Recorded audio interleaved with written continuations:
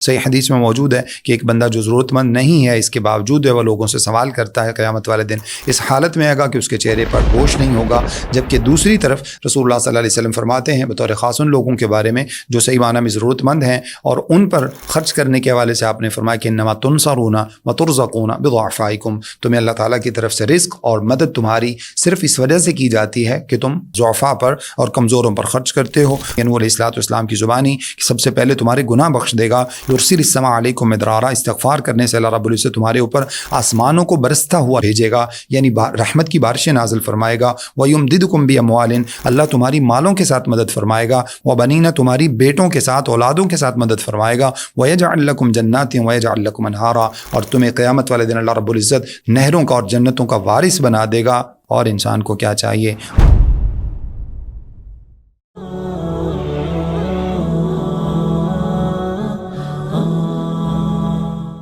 اعوذ باللہ من الشیطان الرجیم، بسم اللہ الرحمن الرحیم، الحمد للہ رب العالمین، والصلاة والسلام علی سید المرسلین وعلی آلہ وصحبہ اجمعین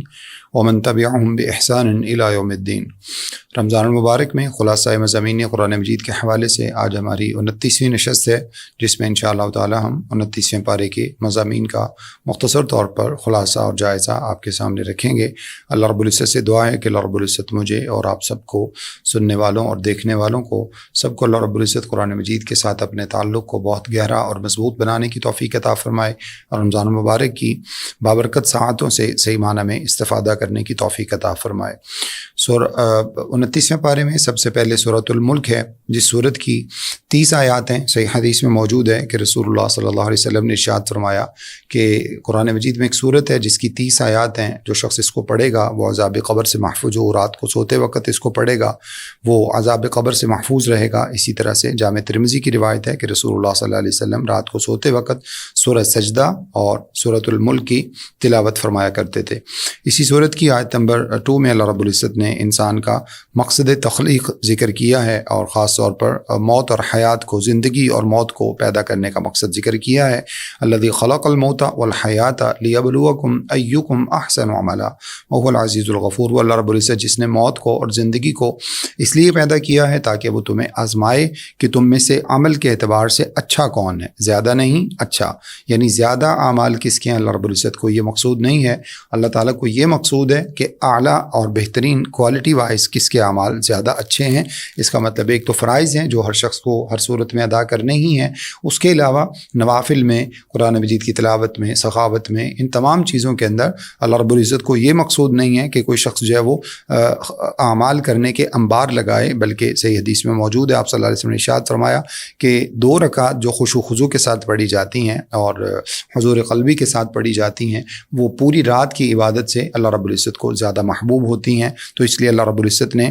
فرمایا کہ اللہ تعالیٰ کو جو چیز مقصود ہے، جیسے حدیث میں آپ نے فرمایا کہ ان اللہ لا ينظر الى صورکم واموالکم، اللہ رب العزت تمہارے چہروں اور مالوں کی طرف نہیں دیکھتا، ولکن ينظر الى قلوبکم واعمالکم، بلکہ اللہ رب العزت تمہارے دلوں اور تمہارے اعمال کی کوالٹی کی طرف، اس کے اخلاص کی طرف دیکھتا ہے. تو یہ اللہ رب العزت نے یہاں پر ذکر کیا ہے. آیت نمبر 5 میں اللہ رب العزت نے ارشاد فرمایا کہ ستاروں کی پیدائش کے جو مقاصد ہیں اللہ نے ان کا ذکر کیا ہے. وَلَقَدْ زَيَّنَّا السَّمَاءَ الدُّنْيَا بِمَصَابِيحَ وَجَعَلْنَاهَا رُجُومًا لِلشَّيَاطِينِ وَأَعْتَدْنَا لَهُمْ عَذَابَ السَّعِيرِ. ہم نے آسمان کو ستاروں کے ذریعے خوبصورتی عطا فرمائی ہے، اور دوسرے نمبر پر ستارے جو ہیں اس لیے ہیں تاکہ شیطانوں کو، جو کہ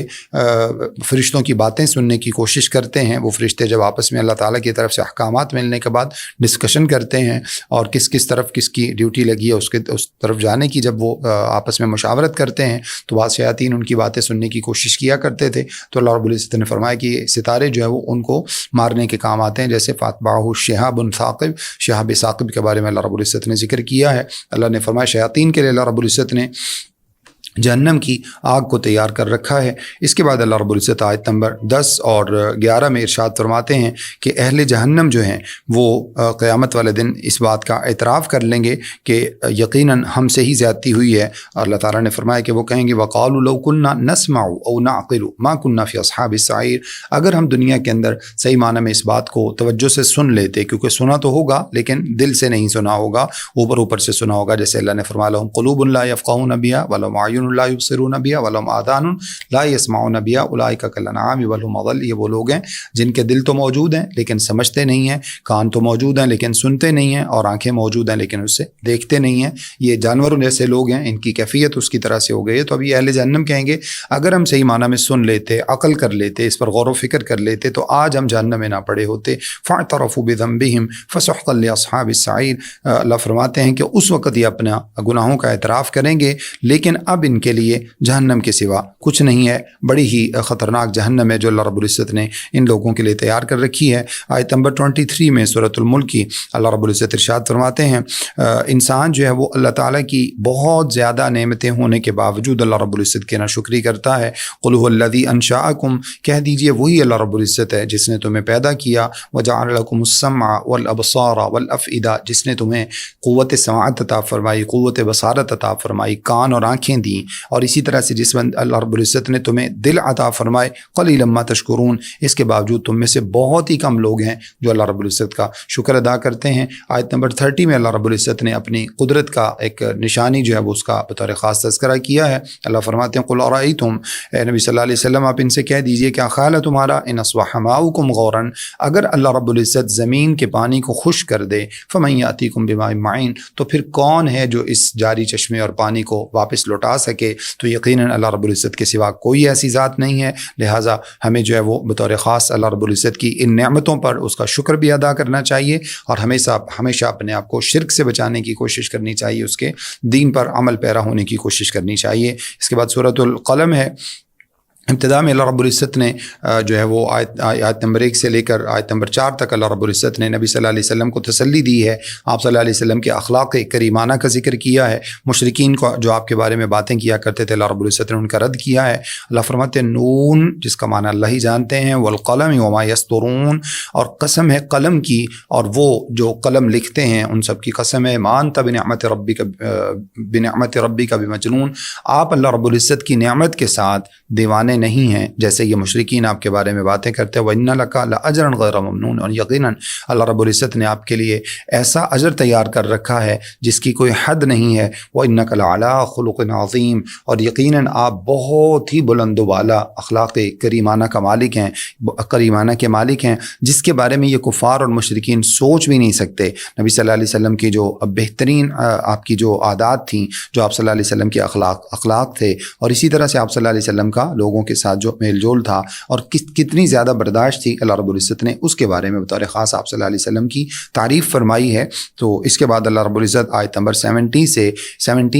33 तक अल्लाह रब्बुल इज़्ज़त ने इस सूरत के अंदर बतौर ख़ास एक वाक़या ज़िक्र किया है। अल्लाह फरमाते हैं, इन्ना बलौनाहुम कमा बलौना अस्हाबल जन्नह, हमने इन लोगों को आज़माया जैसे कि हमने एक बाग वालों को आज़माया था। इज़ अक़समू ला यसरिमुन्ना मुस्बिहीन, वो बाग वाले जो कि बड़े ही जो है वो सुबह के टाइम पे जिन लोगों ने कहा कि हम तक़सीम करेंगे, वला यस्तसून, और इसके बाद अल्लाह रब्बुल इज़्ज़त ने इसके सब डिटेल्स बताई हैं। इसका मुख्तसर तौर पर जो है वो खुलासा ये है इस बाग वालों का कि एक बाग वालों का अल्लाह ने तज़किरा किया है। बनी इसराइल के अंदर एक शख्स था जो अपनी माल दौलत जितनी भी उसके पास जो मतलब उसके इनकम आती थी, उसके बागात में से जो भी उसमें आमदन होती थी, उस सब को वो 3 हिस्सों में तकसीम कर दिया करता था। एक हिस्सा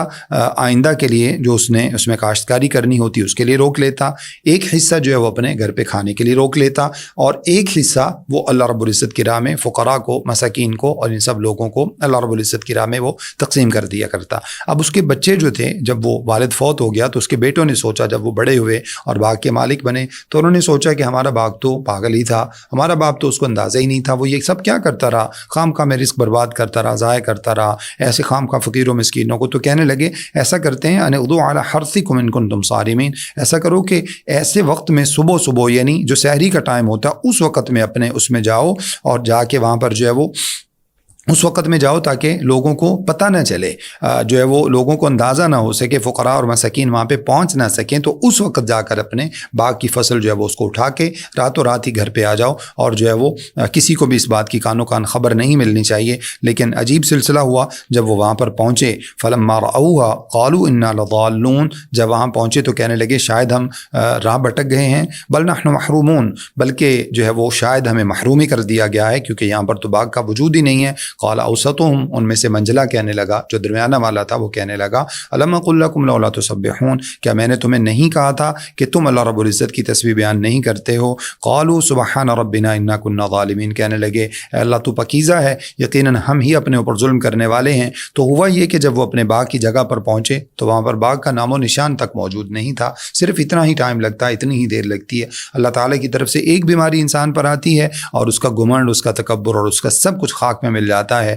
اللہ تعالیٰ کی طرف سے ایک آفت آتی ہے اور جو کروڑوں پتی ہوتے ہیں وہ روڈ کے اوپر آ جاتے ہیں۔ تو اس وجہ سے اللہ تعالیٰ کی طرف سے ان ایسے جو انجام ہیں ان سے ڈرنا چاہیے، مکافات عمل سے انسان کو بطور خاص ڈرنا چاہیے۔ صحیح حدیث میں رسول اللہ صلی اللہ علیہ وسلم نے ارشاد فرمایا، یہ جیسا کہ آج کل ہم فقراء کو، مساکین کو، غریبوں کو ڈانٹ دیتے ہیں، اگرچہ اس چیز کو جو ہے وہ جیسا کہ ہمارے معاشرے میں بہت سارے لوگوں نے ایک عادت بنا لیا ہے اور ان کی ضرورت بھی نہیں ہوتی، ان کو بھی اس بات سے بڑا جو ہے وہ ڈرنا چاہیے۔ صحیح حدیث میں موجود ہے کہ ایک بندہ جو ضرورت مند نہیں ہے، اس کے باوجود وہ لوگوں سے سوال کرتا ہے قیامت والے دن، اس حالت میں آئے گا کہ اس کے چہرے پر گوشت نہیں ہوگا۔ جبکہ دوسری طرف رسول اللہ صلی اللہ علیہ وسلم فرماتے ہیں بطور خاص ان لوگوں کے بارے میں جو صحیح معنی میں ضرورت مند ہیں، اور ان پر خرچ کرنے کے حوالے سے آپ نے فرمایا کہ انما تنصرون وترزقون بضعفائکم، تمہیں اللہ تعالیٰ کی طرف سے رزق اور مدد تمہاری صرف اس وجہ سے کی جاتی ہے کہ تم ضعفاء پر اور کمزوروں پر خرچ کرتے ہو۔ آیت نمبر 35 میں اللہ رب العزت ارشاد فرماتے ہیں، افنجعل المسلمین کالمجرمین، کیا ہم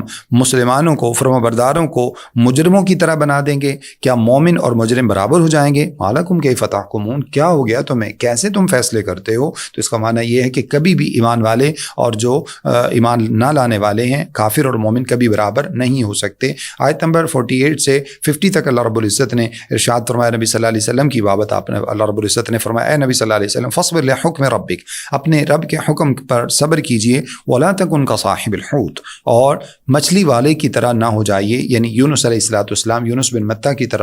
طرح نہ ہو جائیے۔ اذ نادى وهو مکظوم، پھر انہوں نے کیا کیا جب اللہ تعالیٰ کی طرف سے ان کو مچھلی کے پیٹ میں ڈال دیا گیا، یعنی پہلے صبر نہیں کیا اور پھر جب اللہ کی طرف سے مچھلی کے پیٹ میں ڈال دیا گیا پھر غم میں تھے تو اس وقت اللہ تعالیٰ کو پکارا۔ اللہ فرماتے لولا ان تدارکہ نعمت من ربہ لنبذ بالعراء وهو مذموم، اگر اللہ تعالیٰ کی نعمت ان کو نہ پا لیتی، یعنی دعا کرنے کی وجہ سے اللہ رب العزت نے فوراً ان کو اپنی حفاظت میں لے لیا، ورنہ اللہ فرماتے ہیں کہ وہ کسی چٹیل میدان میں ڈال دیے جاتے اور وہاں پر جو ہے وہ ایسے ہی وہ پریشانی کی حالت میں وہاں پر پڑے رہتے۔ فاجتباہ ربہ فجعلہ من الصالحین، اللہ نے آپ کو چنا اور آپ کو اپنے نیک بندوں میں شامل کر لیا۔ تو یہ دعاؤں کی برکت ہے۔ آپ علیہ الصلوۃ والسلام نے جو فوراً دعا پڑھی لا الہ الا انت سبحانک انی کنت من الظالمین، اس دعاؤں کی برکت سے اللہ رب العزت نے آپ علیہ الصلوۃ والسلام پر رحم فرمایا، آپ کی اس غلطی سے درگزر فرمایا اور ان کو معاف کر دیا، اور اس کے بعد اپنے دوبارہ پھر سے اپنے برگزیدہ بندوں میں ہی شامل کر لیا، جیسا کہ پہلے آپ علیہ الصلوۃ والسلام اللہ کے برگزیدہ پیغمبروں میں شامل تھے۔ اس کے بعد سورۃ الحاقہ ہے۔ سورۃ الحاقہ یہ اس کے اندر قیامت کے اللہ رب العزت نے کچھ مناظر کا تذکرہ کیا ہے۔ الحاقہ وہ ثابت ہو جانے والی، وہ حق کے ساتھ ثابت ہو جانے والی، ملحاقہ، اور آپ کیا جانیں کہ وہ حق کے ساتھ ثابت ہونے والی کیا ہے، وما ادراک ملحاقہ، اور آپ کو کیا خبر کہ وہ حق کے ساتھ ثابت ہونے والی کیا ہے۔ کذبت ثمود وعاد بالقارعہ، یہ وہ قیامت ہے جو کھڑکھڑا دینے والی ہے جس کو سمود اور عاد نے جھٹلا دیا تھا۔ فاما ثمود، اور وہی سمود کے لوگ ہیں، فہلکوا بالطاغیہ، جن کو بلند چیخ کے ساتھ، ساؤنڈ ویپن کے ساتھ جن کو ہلاک کر دیا گیا تھا۔ واما عاد فہلکوا بريح صرصر عاتیہ، اور سو جو قوم عاد تھی اللہ فرماتے ہیں کہ ان کو تند و تیز ہوا کے ساتھ ان کو ہلاک کر دیا گیا۔ سخرها علیہم 7 لیال و8 ایام، جو ہوا ان کے اوپر 7 راتیں اور 8 دن تک حسوما مسلسل جاری رہی۔ فطر القوم فیہا صرعا، آپ ان کو دیکھیں گے اس کے اندر گرے ہوئے، کأنہم اعجاز نخل خاویہ، گویا کہ کھجور کے کھوکھلے تنوں کی مانند ہوتے ہیں۔ اللہ فرماتے ہیں اس طرح سے ان لوگوں کا انجام ہوا۔ تو یہ جھٹلانے والوں کا انجام ہے قیامت کو اللہ فرماتے ہیں۔ تو تمہیں سمجھ جانا چاہیے کہ وہ قیامت جو ہے وہ ایسی چیز نہیں ہے جس کو جھٹلایا جا سکے، اور ایسی نہیں ہے کہ جس کا وقوع ممکن نہ ہو، اور ایسی نہیں ہے کہ جو جس سے اللہ رب العزت سب کو جمع نہیں کریں گے۔ آیت نمبر 13 سے 15 تک اللہ رب العزت ارشاد فرماتے ہیں اسی قیامت کے متعلق، ارشاد فرمایا کہ فَإِذَا نُفِخَ فِي الصُّورِ نَفْخَةٌ وَاحِدَةٌ، جب اس کے اندر ایک ہی سور پھونکا جائے گا اس قیامت کے بارے میں، وَحُمِلَتِ الْأَرْضُ وَالْجِبَالُ، اور زمین اور پہاڑوں کو اٹھایا جائے گا، فَدُكَّتَا دَكَّةً وَاحِدَةً، ایک ہی ضرب کاری لگا کر ان دونوں کو ریزہ ریزہ کر دیا جائے گا۔ فَيَوْمَئِذٍ وَقَعَتِ الْوَاقِعَةُ، اس دن یہ واقع ہونے والی قیامت واقع ہوگی۔ وَانشَقَّتِ السَّمَاءُ فَهِيَ يَوْمَئِذٍ وَاهِيَةٌ، اللہ فرماتے ہیں کہ اس دن آسمان بھی پھٹ جائیں گے۔ یہ اللہ رب العزت نے اس کا قیامت کو جو ہے وہ منظرنامہ ذکر ذکر کیا ہے. پھر اس کے بعد اللہ رب العزت آیت نمبر 19 سے 24 تک بطور خاص قیامت والے دن لوگوں کی جو حالت ہوگی اس میں سے کچھ وہ لوگ ہوں گے جن کے نامہ اعمال دائیں ہاتھ میں ملیں گے، کچھ کو بائیں ہاتھ میں ملیں گے. اب جن کو دائیں ہاتھ میں نامہ اعمال ملیں گے اللہ نے ان کی جو ہے وہ نقشہ کشی یہاں پر ارشاد فرمائی ہے. اللہ رب العزت ارشاد فرماتے ہیں فَأَمَّا مَنْ أُوتِيَ كِتَابَهُ بِيَمِينِهِ، جن کے نامہ اعمال ان کے دائیں ہاتھ میں ملیں گے وہ تو کیا کہیں گے، ہاؤم اقرؤوا کتابیہ، اپنا نامہ اعمال ہاتھ میں لیا ہوگا. جیسے کسی بچے کا رزلٹ آتا ہے اور وہ اچھا رزلٹ ہوتا ہے تو بچہ جگہ جگہ اپنے سب رشتہ داروں کو دکھاتا پھرتا ہے، دیکھو بھی میرا رزلٹ آیا، دیکھو بھی میرا رزلٹ آیا ہے. فی جنت، اور اس کے بعد اللہ فرماتے ہیں انی ظننت انی ملاق حسابیہ، وہ کہے گا کہ مجھے یقین تھا کہ میں اللہ سے ملاقات کرنے والا ہوں. فهو فی عیشۃ راضیہ، خوشیوں میں ہوگا اور وہ عیش و عشرت میں ہوگا، راضی ہوگا. فی جنت عالیہ، بلند و بالا بڑی بلند درجات والی جنتوں میں ہوگا. قطوفها دانیہ، جس کے پاس جو ہے وہ اس کے قریب قریب میں جو ہے وہ اللہ تعالیٰ کی جنتوں کے پھل جو ہے وہ جھکے پڑے ہوں گے. کلوا واشربوا ہنیئا بما اسلفتم فی الایام الخالیہ، موج اور مستی کے ساتھ کھاؤ اور پیو اور بالکل خوش دلی کے ساتھ. یہ اس سب کا نتیجہ ہے جو تم نے دنیا کے اندر اعمال کیے تھے. اور اس کے بعد اللہ تعالیٰ نے بائیں ہاتھ میں جن کا نامہ اعمال ملے گا ان کا ذکر کیا ہے، اور وہ شخص جس کا نامہ اعمال اس کے بائیں ہاتھ میں ملے گا فیقول یا لیتنی لم اوت کتابیہ، وہ کہے گا اللہ کاش کہ آج مجھے میرا نامہ اعمال نہ دیا جاتا. ولم ادری ما حسابیہ، اور میں اپنے حساب کتاب کو آج جان نہ پاتا. یا لیتہا کانت القاضیہ، کاش کہ یہ موت ہی حقیقت میں موت ثابت ہو جاتی اور آج مجھے اٹھنا نصیب نہ ہوتا. ما اغنی عنی مالیہ، مجھے میرے مال نے کوئی فائدہ نہ پہنچایا. ہلک عنی سلطانیہ، مجھے میری بادشاہت نے، میرے اسٹیٹس نے، میری جو دنیا کے اندر جو میرا مقام و مرتبہ تھا اسی نے آج مجھے جو ہے وہ ہلاک کر دیا. خذوہ فغلوا، اللہ فرمائیں گے اس کو پکڑو اور اس کو طوق بہنا دو. ثم الجحیم صلو، پھر اس کو جہنم کے اندر کھینچتے ہوئے ڈال دو. ثم فی سلسلۃ ذرعها، پھر اس کو جو ہے وہ زنجیروں میں جکڑ ڈالو. 70 ذراعا، 70 زنجیروں میں جکڑ دو. اور اس کے بعد فسلکو، پھر اس کو جہنم کی طرف چلا دو. یہ وہ شخص ہے انہ کان لا یؤمن باللہ العظیم، جو عظیم مالک اللہ رب العزت کے ساتھ ایمان نہیں لاتا تھا،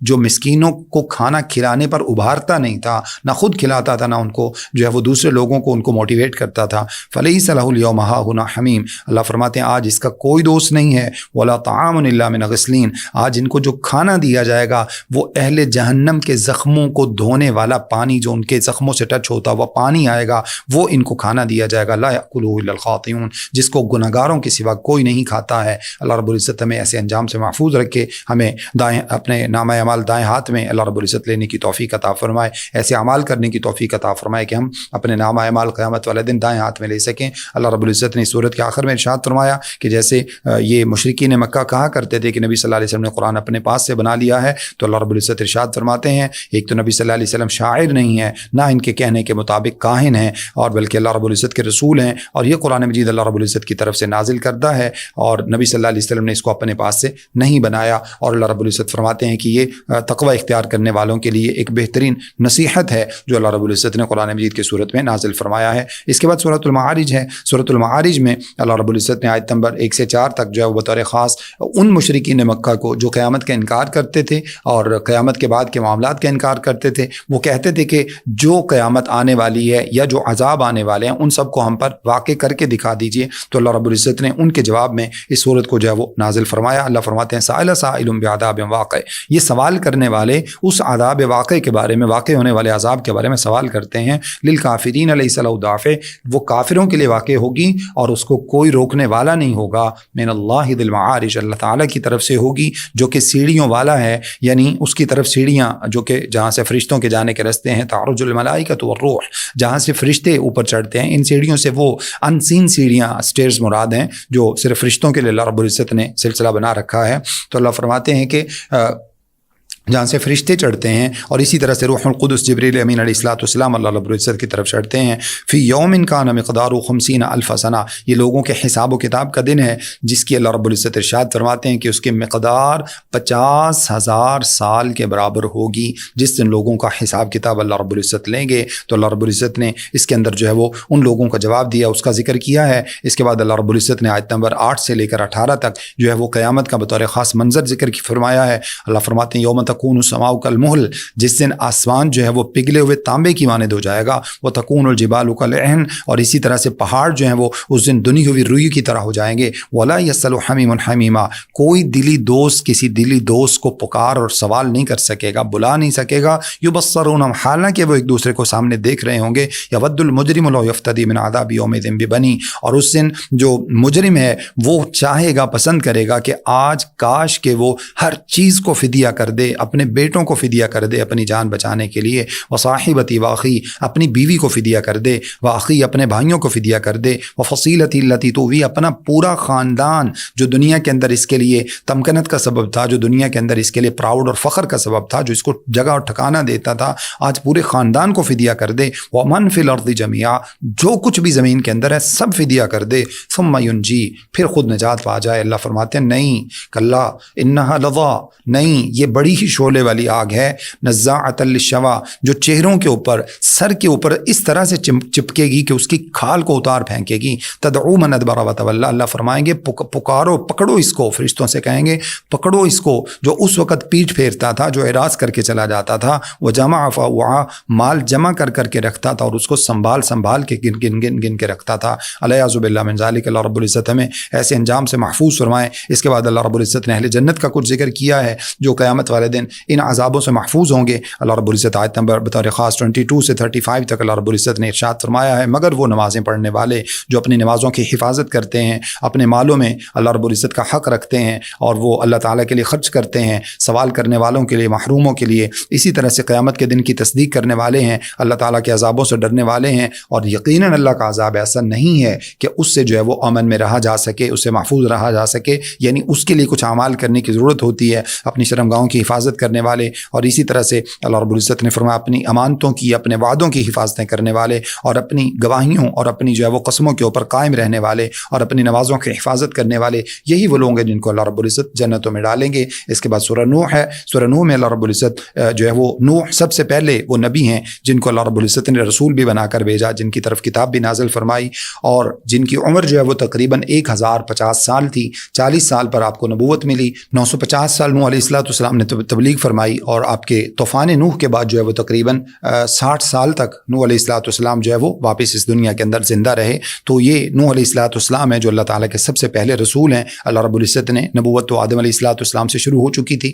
تو اللہ رب العزت نے آپ علیہ السلام کے بارے میں یہاں پوری سورت کا ذکر فرمایا ہے، کس طرح سے انہوں نے دن رات ایک کر کے اپنی قوم کو تبلیغ فرمائی، اللہ رب العزت نے اس کا تذکرہ کیا ہے۔ تو اللہ رب العزت ارشاد فرماتے ہیں کہ ہم نے نوح علیہ السلام کو ان کی قوم کی طرف بھیجا کہ جا کر اپنی قوم کو ڈرائیے اس سے پہلے کہ ان کے اوپر دردناک عذاب آ جائے۔ انہوں نے کہا کہ اے میری قوم کے لوگوں، میں تمہیں اللہ تعالیٰ کی طرف سے واضح ڈرانے والا ہوں، اللہ کی عبادت کر لو، اس اللہ تعالیٰ سے ڈر جاؤ اور میری فرمانبرداری کر لو، اللہ تعالیٰ تمہارے گناہ بھی بخش دے گا، اللہ رب العزت تمہیں جو ہے وہ مہلت بھی عطا فرمائے گا۔ یقیناً اللہ رب العزت ان اجل اللہ اذا جاء لا یؤخر، جب اللہ تعالیٰ کی طرف سے وقت آ جاتا ہے عذاب کا یا موت کا تو اس میں تاخیر نہیں کی جاتی۔ لو کنتم تعلمون، اگر تم اس بات کو جان لو۔ نوح علیہ السلام فرمانے لگے آیت نمبر 5 میں، قال رب انی دعوت قومی لیلا ونہارا، اے اللہ رب العزت میں نے اپنی قوم کو دن رات پکارا، ان کو دن رات میں نے دعوت دی، فلم یزدہم دعائی الا فرارا، لیکن اس کے باوجود یہ لوگ جو ہے وہ مجھ سے دور ہی ہوتے چلے گئے، دین کی بات سننے سے جو ہے وہ آہستہ آہستہ آگے ہی نکلتے چلے گئے اور دین کی بات سننے کی طرف نہیں آئے۔ آیت نمبر 10 سے 12 میں اللہ رب العزت فرماتے ہیں کہ نوح علیہ السلام نے ان سے کہا،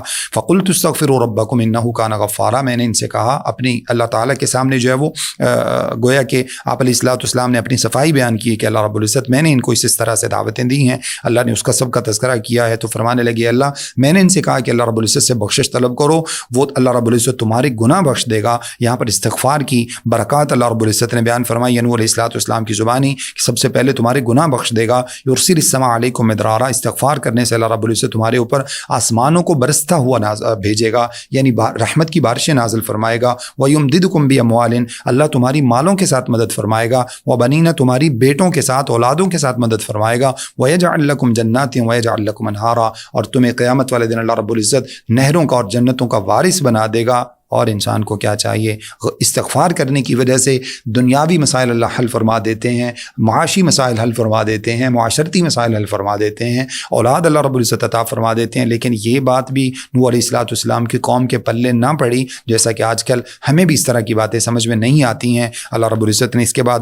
نوح علیہ السلام کی قوم سے، چونکہ بت پرستی کا آغاز ہوا تھا، اس سے پہلے بت پرستی دنیا کے اندر موجود نہیں تھی، شرک کا آغاز نوح علیہ السلام کی قوم سے ہوا تھا، تو انہوں نے جو اپنے بت بنا رکھے تھے ان بتوں کا تذکرہ کیا ہے۔ اللہ رب العزت ارشاد فرماتے ہیں آیت نمبر 23 میں، ارشاد فرمایا کہ وہ جب نوح علیہ السلام نے ان سے کہا کہ یہ بت پرستی چھوڑ دو، تو کہنے لگے وقالوا لا تذرن آلہتکم، اپنے قوم کے جو بڑے سربراہ تھے، سردار تھے، اپنی قوم سے کہنے لگے نوح علیہ السلام کی باتوں میں نہ آ جانا، ان کی باتوں میں آ کر اپنے خداؤں کا نہ چھوڑ دینا۔ ولا تذرن ودا ولا سواع، ود کو نہ چھوڑنا، سواع کو نہ چھوڑنا، یغوث اور یعوق اور نصر، یہ 5 بت تھے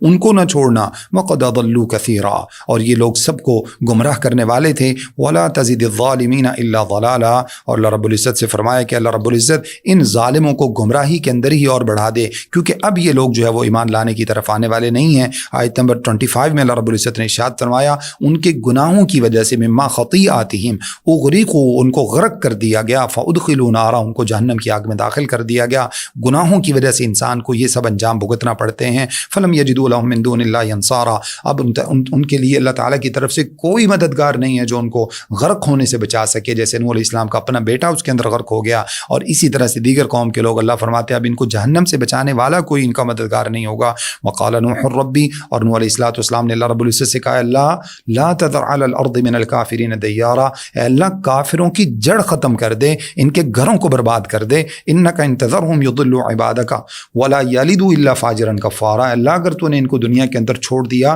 تو یہ تیرے اور بندوں کو گمراہ کر دیں گے، اور اے اللہ اگر یہ جنیں گے بھی، آگے ان کی نسل بڑھے گی بھی، تو وہ فاجر اور کافر اور فاسق ہی ہوں گے۔ تو اللہ رب العزت ان کی جڑ ختم کر دے۔ ذرا اندازہ لگائیں نوح علیہ السلام کے الفاظ سے اس بات کو سمجھیں کہ کتنے دکھ اور تکلیف میں نوح علیہ السلام نے یہ الفاظ کہے ہوں گے، جب 950 سال نوح علیہ السلام نے ان کو تبلیغ فرمائی اور یہ لوگ جو ہے وہ ایمان لانے کی طرف نہیں آئے، تو آخر نوح علیہ السلام نے اللہ رب العزت سے پھر یہ دعائیں کی، اور پھر اللہ رب العزت سے کہا اپنے لیے رب اغفر لی ولوالدی، اللہ مجھے بخش دے، میرے والدین کو بخش دے، ولمن دخل بیتی مؤمنا وللمؤمنین والمؤمنات، اور جو میرے گھر میں آ چکے ہیں ایمان کی حالت میں، وہ مرد ہوں یا عورتیں ہوں، اے اللہ ان سب کی بخشش فرما دے۔ ولا تزد الظالمین الا تبارا، اور اے اللہ ظالموں کو تباہ و برباد کر دے، ان کا دنیا کے اندر نام و نشان بھی جو ہے وہ ختم ہو جائے۔ اللہ رب العزت نے اس کے بعد جو ہے وہ سورۃ الجن ہے، جس کے اندر اللہ رب العزت نے جنوں کی بابت خاص طور پر ذکر فرمایا ہے، اور یہ جو عکاس کے جو ہے مارکیٹ ہے، رسول اللہ صلی اللہ علیہ وسلم چونکہ دعوت کے بڑے حریص تھے، ہر وقت جو ہے وہ آپ صلی اللہ علیہ وسلم لوگوں کو دین کی دعوت دیتے رہے، تو آپ صلی اللہ علیہ وسلم عکاس کے مارکیٹ میں جب وہاں پر میلہ لگا تو لوگوں کے پاس آپ صلی اللہ علیہ وسلم پہنچے تاکہ وہاں جا کر لوگوں کو دین اسلام کی دعوت دے سکیں۔ تو وہاں پر فجر کی نماز آپ صلی اللہ علیہ وسلم پڑھا رہے تھے۔ فجر کی نماز میں جنوں نے قرآن سنا، تو جنوں کے قرآن سننے کی اس کیفیت کا اور ان کے اوپر جو اس کا ریاکٹ ہوا، جو اس کے اوپر امپیکٹ اس کا آیا، اللہ نے اس کا ذکر کیا ہے۔ قل اوحی الی انہ استمع نفر من الجن، اے نبی صلی اللہ علیہ وسلم ان کو کہیے کہ میری طرف وحی کی گئی ہے کہ جب جنوں کے ایک نفر نے، ایک گروہ نے قرآن سنا، فقالوا انا سمعنا قرآنا عجبا، تو کہنے لگے ہم نے ایک بڑا عجیب کلام سنا ہے، یہدی الی الرشد فآمنا بہ، جو ہدایت کی طرف بلاتا ہے، سو ہم نے تو اس پر جو ہے وہ ہم تو ایمان لے آئے ہیں۔ ولن نشرک بربنا احدا، اور ہم اپنے رب کے ساتھ کسی کو شریک نہیں ٹھہرائیں گے۔ وانہ تعالی جد ربنا، اور ہمارا رب بڑا ہی بلند و برتر مقام و مرتبے والا ہے۔ متخذ صاحبۃ ولا ولدا، جس نے نہ تو اپنی بیوی بنائی ہے اور نہ ہی اس کو اولاد کی کسی طرح کی ضرورت ہے، جیسا کہ مشرکین مکہ کہا کرتے تھے۔ آیت نمبر 6 میں اللہ رب العزت نے جنوں کی ایک نیچر کا بیان کیا ہے۔ اللہ فرماتے ہیں وَأَنَّهُ كَانَ رِجَالٌ مِّنَ الْإِنسِ يَعُوذُونَ بِرِجَالٍ مِّنَ الْجِنِّ فَزَادُهُمْ رَهَقًا، جن اصل میں جو جنوں سے اس وقت لوگوں کو ایک خوف ہے، اللہ نے اس کی کیفیت کا بیان کیا۔ اللہ فرماتے ہیں کہ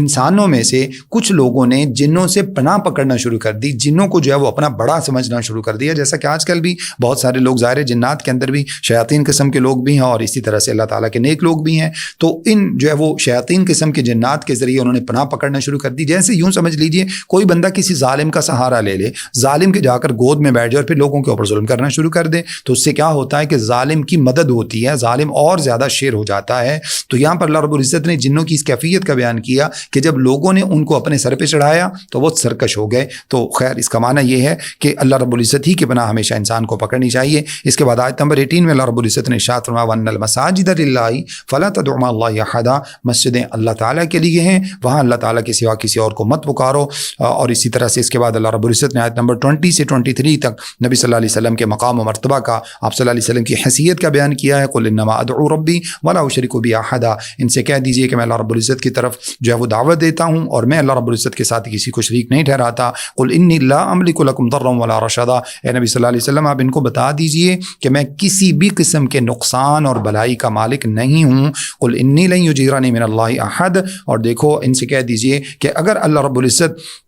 جو ہے وہ لن یجیرنی من اللہ احد، اللہ رب العزت کے سامنے مجھے کوئی پناہ نہیں دے سکتا، ولا نجد من دون ملتحدا، اور نہ ہی میں اللہ رب العزت کے سوا اس کے سوا جو ہے وہ کوئی کسی قسم کا ٹھکانہ پاتا ہوں۔ اس کے بعد اللہ رب العزت نے سورۃ المزمل ہے اس کا بیان کیا ہے۔ سورۃ المزمل میں جو ہے وہ نبی صلی اللہ علیہ وسلم کے پاس ابتدائی زمانے کی صورت ہے جس میں نبی صلی اللہ علیہ وسلم کو اللہ رب العزت نے کچھ جو ہے وہ ٹیکنیکس بتائی ہیں اور کچھ عبادات اپنے اوپر لازم کرنے کا جو ہے وہ حکم دیا ہے کہ کس طرح سے آپ ایک ایسا جو ہے وہ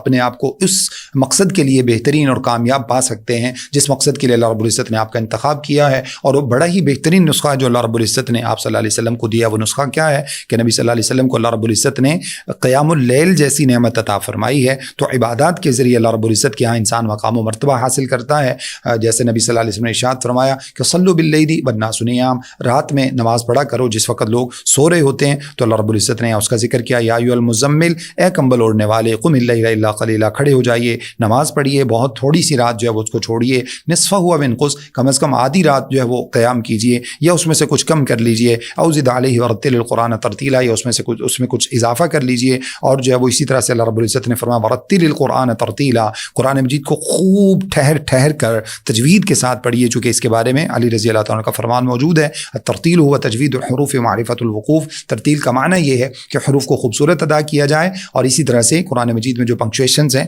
ان کو پہچانا جائے۔ انا سنلقی علیک قولا ثقیلا، بے شک ہم آپ کے اوپر ایک بڑا بھاری کلام نازل فرمانے والے ہیں۔ ان ناشئۃ اللیل ہی اشد وطئا واقوم قیلا، اور یہ رات کا جو جاگنا ہے یہ نفس کو کچلنے والا ہے اور اسی طرح سے بات کو درست رکھنے والا ہے۔ تو یہ سب اللہ رب العزت نے یہاں پر نبی صلی اللہ علیہ وسلم کو جو ہے وہ مختلف طرح کی نصیحتیں یہاں پر بیان فرمائی ہیں۔ اسی طرح سے سورت کے آخر میں اللہ رب العزت نے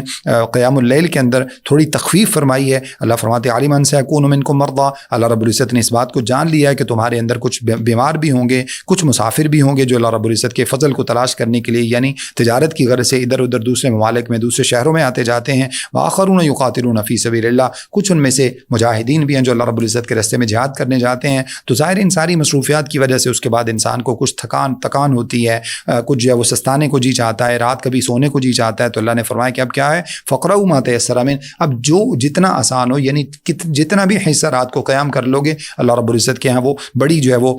درجے والی بات ہوگی، لہذا کسی ایک حصے میں ضرور جو ہے وہ نفل نوافل کا اور تہجد کا اہتمام کرنا چاہیے۔ نبی صلی اللہ علیہ وسلم نے اس رات کی نماز کی بہت ہی زیادہ فضیلت بیان فرمائی ہے۔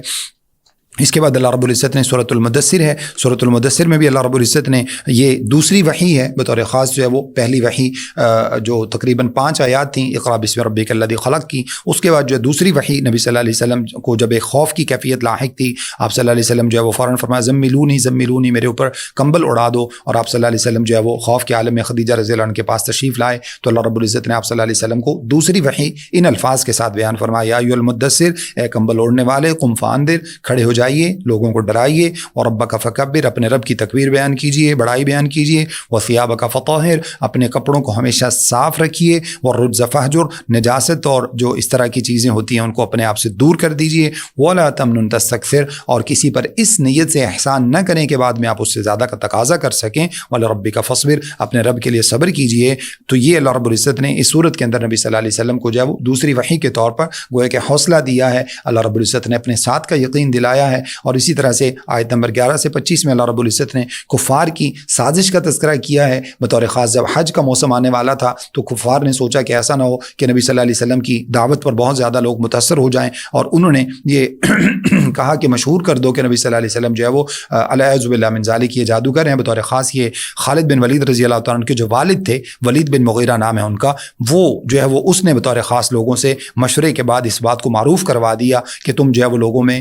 یہ پھیلا دو کہ محمد جو ہے وہ جادوگر ہیں، کیونکہ ان کے پاس ایک ایسا کلام ہے جو یہ کسی کو سناتے ہیں تو وہ بندہ اپنے بہن بھائیوں کو دشمن ہو جاتا ہے، اپنے والدین کا، اپنے قبیلے کا، اپنی قوم کا، خاندان کا، سب کو دشمن ہو جاتا ہے۔ تو اللہ رب العزت نے اس کا جو ہے وہ تذکرہ یہاں پر کیا ہے، اور اس کے بعد اللہ رب العزت فرماتے ہیں کہ یہ سارے کے سارے جو سازش کرنے والے لوگ تھے یہ جہنم میں داخل ہوں گے۔ آیت نمبر 39 سے 46 میں اللہ رب العزت نے جہنم میں جانے کے کچھ دیگر اسباب کا تذکرہ کیا ہے۔ اللہ رب العزت ارشاد فرماتے ہیں کہ اہل جو خاص طور پر دائیں ہاتھ والے ہوں گے، جو جنتوں میں جانے والے، وہ سوال کریں گے عن المجرمین، مجرموں سے، اور وہ پوچھیں گے ما سلککم فی سقر، تمہیں جہنم میں کس نے پھینک دیا؟ قالوا لم نک من المصلین، وہ کہیں گے ہم نمازیں نہیں پڑھتے تھے، ایک ولم نک نطعم المسکین، ہم مسکینوں کو کھانا نہیں کھلاتے تھے، دو وکنا نخوض مع الخائضین، اور ہم اسلام کے بارے میں باتیں ہی کرتے رہتے تھے، اسلام کے بارے میں کیڑے نکالتے رہتے تھے، تین وکنا نکذب بیوم الدین، اور ہم قیامت کے دن کا انکار کرنے والے تھے، چار۔ یہ چار اسباب اللہ رب العزت نے جہنم میں جانے کے ذکر کیے ہیں۔ ہم میں سے کتنے ہی مسلمان ہیں جو الحمدللہ بات کی باتوں پر تو یقین رکھتے ہیں، اسلام کے بارے میں شاید باتیں کرنے سے بھی بچتے ہوں، قیامت کو جھٹلانے سے بھی بچتے ہوں، لیکن ایک تو مسکین کو کھانا کھلانے میں کوتاہی کرتے ہیں، اور اس سے بھی زیادہ کوتاہی فرائض کی ادائیگی میں، نماز کی ادائیگی میں کرتے ہیں۔ اللہ رب العزت اس سے ہمیں بچنے کی توفیق عطا فرمائے۔ وہ کہنے لگے حتی اتانا الیقین، انہی باتوں میں ہم مشغول تھے کہ اچانک ہمارے اوپر جو وقتان پہنچا اور اس طرح سے ہم فوت ہو گئے اور اللہ کے سامنے آ گئے۔ اللہ فرماتے ہیں فما تنفعهم شفاعت الشافعین، آج نہ ان کو کسی قسم کی سفارش فائدہ پہنچائے گی اور نہ ہی ان کو کوئی دوسری چیزیں جو ہے وہ ان کو فائدہ پہنچائیں گی۔ اس کے بعد سورۃ القیامہ ہے جس میں اللہ رب العزت نے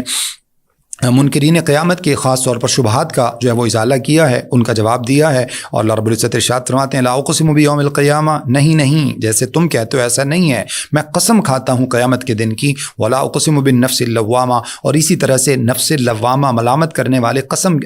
نفس کی قسم کھاتا ہوں۔ تین قسم کا نفس ہوتا ہے، ایک نفس امارہ ہوتا ہے، ایک نفس لوامہ ہوتا ہے، اور ایک نفس مطمئنہ ہوتا ہے۔ نفس امارہ جو انسان کو برائی پر ابھارنے والا، جس کا یوسف علیہ السلام نے تذکرہ کیا تھا، وما ابرئ نفسی ان النفس لامارۃ بالسوء، برائی پر نفس ابھارنے والا ہوتا ہے۔ دوسرا نفس انسان کا لوامہ ہے، جب انسان کوتاہی کر لیتا ہے تو یہ نفس انسان کے اوپر ملامت کرتا ہے، یہ ضمیر کی ایک قسم ہے۔ اور تیسرا نفس مطمئنہ ہے، جس کے بارے میں اللہ نے فرمایا ایتها النفس المطمئنہ ارجعی الی ربک راضیۃ مرضیہ، اے نفس مطمئنہ، اے مطمئن جان، اللہ تعالیٰ کی طرف لوٹ جا۔ تو یہ نفس مطمئنہ وہ ہے جو نیکی کرنے کے بعد انسان کو اطمینان دلاتا ہے۔ اللہ فرماتے ہیں کہ میں نفس لوامہ کی قسم کھاتا ہوں، ایحسب الانسان ان لن نجمع عظامہ، یہ انسان کیا سمجھتا ہے کہ ہم اس کی ہڈیوں کو جمع نہیں کر سکیں گے؟ بلا قادرین علی ان نسوی بنانا، ہم تو اس بات کے اوپر بھی قادر ہیں کہ اس کے پور کو دوبارہ پھر سے برابر کر دیں۔ تو اللہ رب العزت نے ان منکرین قیامت کا یہاں پر جواب دیا ہے۔ آیت نمبر 16 سے 19 میں اللہ رب العزت نے قرآن مجید کی حفاظت کے حوالے سے نبی صلی اللہ علیہ وسلم کو نصیحت فرمائی۔ آپ صلی اللہ علیہ وسلم فوراً قرآن مجید کو پیچھے فوراً پڑھنے کی کوشش کرتے، فوراً جو ہے وہ جبریل علیہ السلام کے ساتھ پڑھنے کی کوشش کرتے۔ اللہ نے فرمایا نہیں، لا تحرک بہ لسانک لتعجل بہ، آپ اپنی زبان کو جلدی سے حرکت نہیں دیجیے تاکہ آپ جلدی سے قرآن مجید کو حاصل کر سکیں۔ ان علینا جمعہ و قرآن، آپ خاموشی سے سنا کریں، اس کو جمع کرنا اور اس کو محفوظ کرنا یہ ہماری ذمہ داری ہے۔ فَإِذَا قَرَأْنَاهُ فَاتَّبِعْ قُرْآنَهُ، جب ہم پڑھ چکیں تو اس کے بعد یعنی جبریل علیہ السلام کی طرف سے جب آپ پر تلاوت کر دی جائے تو اس کے بعد پھر آپ اس کو تلاوت کیا کریں۔ ثُمَّ إِنَّ عَلَيْنَا بَيَانًا، پھر اس کا بیان ہے، اس کی جو مطلب اس کی وضاحت ہے، اس کی جو ایکسپلینیشن ہے، وہ ساری کی ساری اللہ رب العزت ارشاد فرماتے ہیں کہ ہمارے ذمہ ہے۔ آیت نمبر 26 سے 30 تک اللہ رب العزت نے موت کا منظرنامہ ذکر کیا ہے۔ اللہ فرماتے ہیں کلا اذا بلغت التراقی، اللہ رب العزت ارشاد فرماتے ہیں کہ ہرگز نہیں، جب وہ موت جو ہے وہ ہنسلی تک یعنی جان ہنسلی تک آ جائے گی، نرخرے تک آ جائے گی، گلے میں آ کے اٹک جائے گی، وقیل من راق، اور اس وقت کہا جائے گا کون ہے کوئی ایسا جھاڑ پھونک کرنے والا، بلاؤ کسی کو، اس وقت کسی کی جھاڑ پھونک کام آتی ہے۔ وظن انہ الفراق، اور وہ جس کے اوپر موت کی کیفیت طاری ہوگی وہ اب محسوس کر چکا ہے، اب وہ جان چکا ہے کہ یہ جدائی کا وقتان پہنچا ہے۔ والتفت الساق بالساق، اور پھر پنڈلیوں سے پنڈلیاں ملنا شروع ہو جاتی ہیں موت کی تکلیف کی وجہ سے۔ نبی صلی اللہ علیہ وسلم ارشاد فرماتے ہیں ان للموت لسکرات، موت کے لیے بڑی ہی سختیاں ہیں۔ اور سیدہ فاطمہ رضی اللہ تعالیٰ عنہ نبی صلی اللہ علیہ وسلم سے جو ہے وہ نبی صلی اللہ علیہ وسلم کی موت موت کی کیفیت دے کر کہنے لگیں کہ واہ ابتا، اے میرے ابا جان کی تکلیف ہے، میرے ابا جان کے لیے موت کی سختیاں، الی ربک یومئذ المساق، اللہ فرماتے ہیں آج کے دن تمہارے رب کی طرف تمہیں چلنا ہے۔ فلا صدق ولا صلی، یہ وہ لوگ ہیں جنہوں نے نہ تصدیق کی نہ نمازیں پڑھیں، ولکن کذب وتولی، بلکہ جھٹلاتے ہی رہے،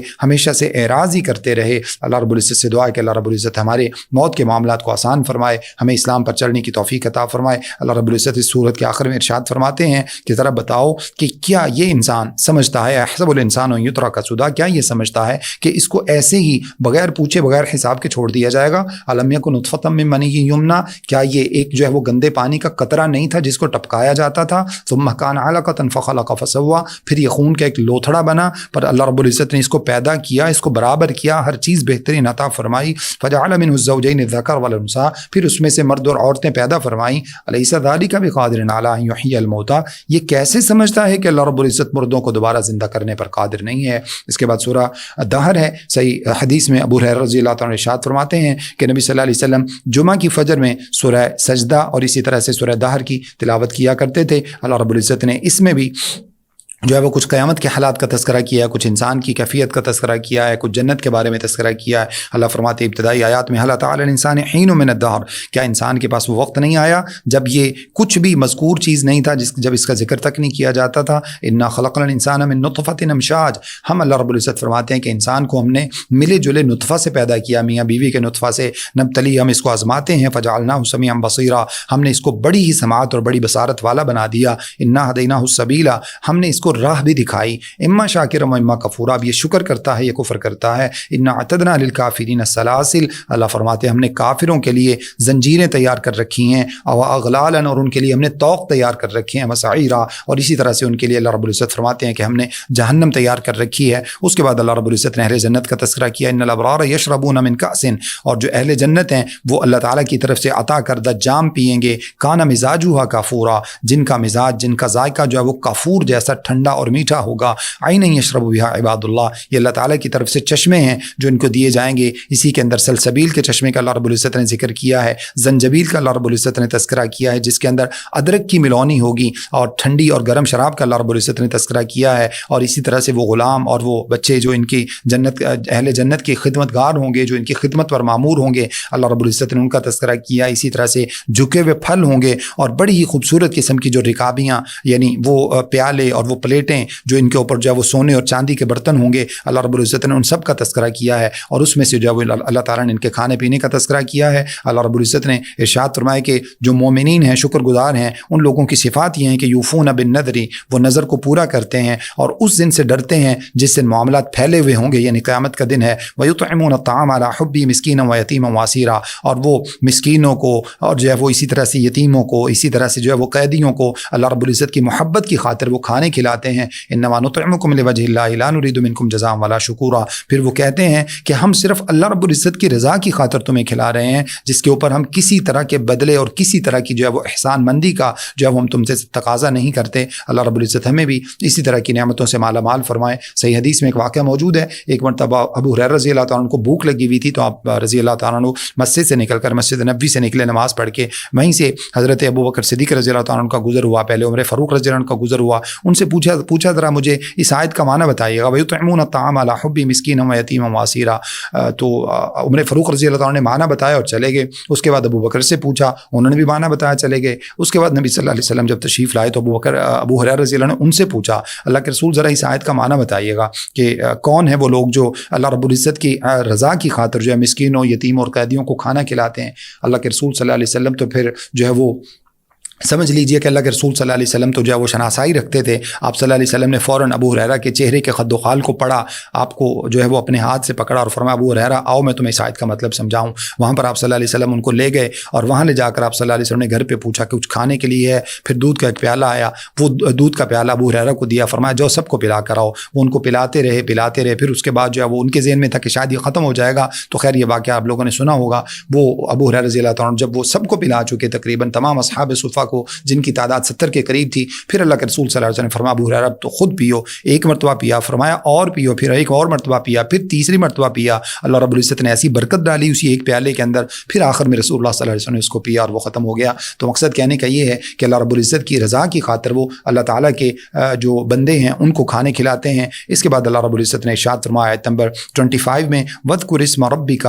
وَتَبَتَّلْ بُكْرَةً وَأَصِيلًا, اپنے رب کی صبح اور شام تسبیح بیان کیا کرو. وَمِنَ اللَّيْلِ فَاسْجُدْ لَهُ وَسَبِّحْهُ لَيْلًا طَوِيلًا, اور اسی طرح سے راتوں میں اللہ رب العزت کے لیے سجدے کیا کرو اور جو ہے وہ لمبی راتوں کے قیام کیا کرو. اللہ رب العزت نے اس سورت کے آخر میں ارشاد فرمایا ہے وَمَا تَشَاءُونَ إِلَّا أَن يَشَاءَ اللَّهُ إِنَّ هَذِهِ تَذْكِرَةٌ, یہ اللہ تعالیٰ کی طرف سے نصیحت ہے. فَمَن شَاءَ اتَّخَذَ إِلَىٰ رَبِّهِ سَبِيلًا, جس کے جی میں آئے وہی پائے روشنی, وہی رستہ حاصل کر لے. وَمَا تَشَاءُونَ إِلَّا أَن يَشَاءَ اللَّهُ, اور تم کچھ بھی نہیں چاہ سکتے اللہ رب العزت کی مرضی کے بغیر. ان اللہ کان علیما حکیما, یقیناً اللہ رب العزت غالب اور حکمت والا ہے. یدخل من یشاء فی رحمتی, وہ اپنی رحمتوں میں داخل کرتا ہے جس کو چاہتا ہے. والظالمین اعد لهم عذابا الیما, اور اللہ رب العزت نے ظالموں کے لیے بڑا ہی دردناک عذاب تیار کر رکھا ہے. اس کے آخر میں سورۃ المرسلات ہے جس کے ابتدا میں اللہ رب العزت نے جو ہے وہ کچھ فرشتوں کے بارے میں, کچھ ہواؤں کے بارے میں تذکرہ کیا ہے, اور اسی طرح سے جو آخرت کا انکار کرتے ہیں اللہ رب العزت نے ان کو جواب دیا ہے. اللہ رب العزت ارشاد فرماتے ہیں والمرسلات عرفا, وہ تیز ہوائیں جو کہ بڑی ہی خوشگوار ہوتی ہیں, اور اسی طرح سے فالعاصفات عصفا, اور وہ تند و تیز چلنے والی ہوائیں. والناشرات نشرا, بادلوں کو پھیلانے والی ہوائیں. فالفارقات فرقا, بعض نے فرشتے مراد لیے ہیں تو اس سے مراد یہ ہوگا کہ فالفارقات فرقا, حق و باطل کے درمیان وحی کے ذریعے فرق کرنے والے فرشتے. فالملقیات وحی کو لانے والے اٹھانے والے فرشتے. عذراً او نذرا, جو کسی کے اوپر حجت بن جاتی ہے, کسی کے لیے ڈراوا بن جاتی ہے, جیسے نبی صلی اللہ علیہ وسلم نے ارشاد فرمایا والقرآن حجت لک او علیک, قرآن یا تو کل قیامت والے دن تیرے لیے کھڑا ہو جائے گا, تیرے حق میں سفارش کر دے گا, یا پھر تیرے خلاف دلیل بن جائے گا. اس کے بعد ارشاد فرمایا انما توعدون لواقع, یقیناً جس قیامت کا تمہیں وعدہ دیا جاتا ہے یہ واقع ہو کر رہے گی. اور دیکھو فَإِذَا النُّجُومُ طُمِسَتْ, یاد کرو اس وقت کو جب قرب قیامت ستارے بے نور ہو جائیں گے. وَإِذَا السَّمَاءُ فُرِجَتْ, جب آسمان کو توڑ پھوڑ دیا جائے گا. وَإِذَا الْجِبَالُ نُسِفَتْ, جب پہاڑوں کو جو ہے وہ اللہ رب العزت فرماتے ہیں کہ جب پہاڑوں کو جو ہے وہ ریزہ ریزہ کر دیا, جب پہاڑوں کو جو ہے وہ اس دن اڑا دیا جائے گا. وَإِذَا الرُّسُلُ أُقِّتَتْ, جس دن سارے انبیاء کو جمع کیا جائے گا. لِأَيِّ يَوْمٍ أُجِّلَتْ, کس دن کے لیے اس سب سارے معاملات کو تاخیر کا شکار کیا جا رہا ہے. لیوم الفصل, فیصلے کے دن کے لیے. وما ادراک یوم الفصل, اور تمہیں کیا پتہ یہ فیصلے کا دن کیا ہے. ویل یومئذ للمکذبین, اس دن تمام جھٹلانے والوں کے لیے ہلاکت ہے. بعض نے کہا کہ ویل سے مراد یہ ہے کہ جہنم کے اندر ایک بڑی خطرناک وادی ہے جس سے جہنم کے دیگر حصے پناہ مانگتے ہیں, تو ان جھٹلانے والوں کو اللہ رب العزت اس جہنم کی وادی میں ڈالیں گے. الم نہلک الاولین, اللہ فرماتے ہیں کہ ہم پہلوں کو ہلاک کرنے والے نہیں ہیں, پھر ان کے پیچھے بعد میں آنے والوں کو لگانے والے نہیں ہیں. اسی طرح سے ہم مجرموں کے ساتھ سلوک کرتے ہیں. ویل یومئذ للمکذبین, یقیناً ایسے مجرموں کے لیے, جھٹلانے والوں کے لیے اللہ رب العزت نے فرمایا کہ ہلاکت ہے. یہ آیت اللہ نے اس آیت کے اندر, اس سورت کے اندر بار بار اس کو ریپیٹ کیا ہے. اسی طرح سے آیت نمبر 29 سے 34 تک اللہ رب العزت نے جہنم کے بارے میں ذکر کیا. اللہ فرماتے ہیں انطلقوا الی ما کنتم به تکذبون,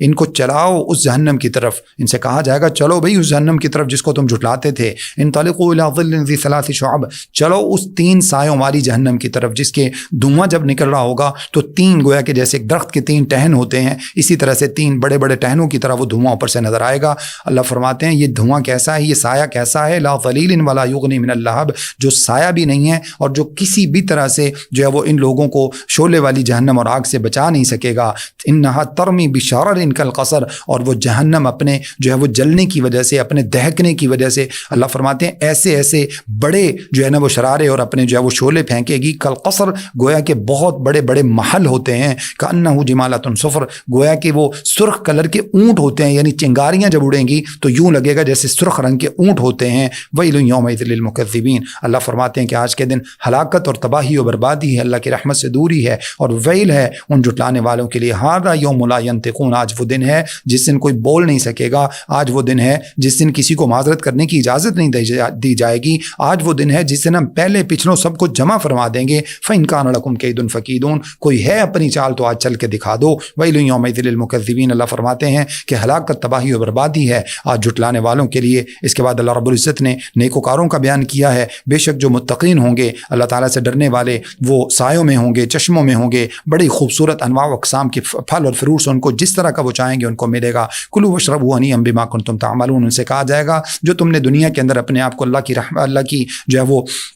नाफरमानी से रोके रखा, अपने आप को फितरों से बचा के रखा, उसकी बदौलत आज तुम अपने उन नेक अमाल की बदौलत आज तुम जो है वो खाओ पियो और मज़े करो इस जन्नत के अंदर। इन्ना कदालिका नज़्ज़िल मुहसिनीन, इसी तरह से अल्लाह रब्बुल इज़्ज़त फरमाते हैं कि हम नेकी करने वालों को बदला अता फरमाते हैं। इस सूरत के आखिर में अल्लाह रब्बुल इज़्ज़त ने इरशाद फरमाया, फिर अहले जहन्नम से, मुजरिमों से कहा जाएगा, कुलू वतमत्तऊ कलीलन इन्नकुम मुजरिमून, खाओ और थोड़ा सा फ़ायदा उठाओ, इन्नकुम मुजरिमून, यानी इस फ़ायदा उठाने का मतलब जिसको तुम खाना समझते हो दुनिया के अंदर जो है वो कुछ ना कुछ फ़ायदा, जो जिसको तुम फ़ायदा समझते हो, आखिरत में तुम्हारे लिए जो है वो वबाल ही बन जाएगा। वैलुन यौमइज़िन लिलमुकज़्ज़िबीन, हलाकत, तबाही और बर्बादी है उन लोगों के लिए जो झुटलाने वाले हैं। वइज़ा क़ील लहुम इरकऊ ला यरकऊन, जब इनसे कहा जाता था रुकू करो, रुकू करने वालों के साथ तो ये रुकू नहीं करते थे, यानी अल्लाह की इबादत की तरफ भी नहीं आते थे, गुनाहों से भी नहीं बचते थे। वैलुन यौमइज़िन लिलमुकज़्ज़िबीन, हलाकत है, तबाही, बर्बादी और अल्लाह की रहमत से दूरी है उन लोगों के लिए जो अल्लाह रब्बुल इज़्ज़त की जो है वो आयात और निशानियों को झुटलाने वाले हैं। फ़बी अय्यि हदीसिन बअदहु युमिनून, तो इस कुरान मजीद के बाद फिर कौन सी ऐसी बात है जिसके साथ ये लोग ईमान लाएंगे। अल्लाह से दुआ है कि जो कुछ आपके सामने बयान किया मुझे और आप सबको समझने, अमल करने और आगे पहुंचाने की तौफीक अता फरमाए। अस्तग़फिरुल्लाह ली व लकुम व लिसाइरिल मुस्लिमीन। वस्सलामु अलैकुम व रहमतुल्लाहि व बरकातुहू।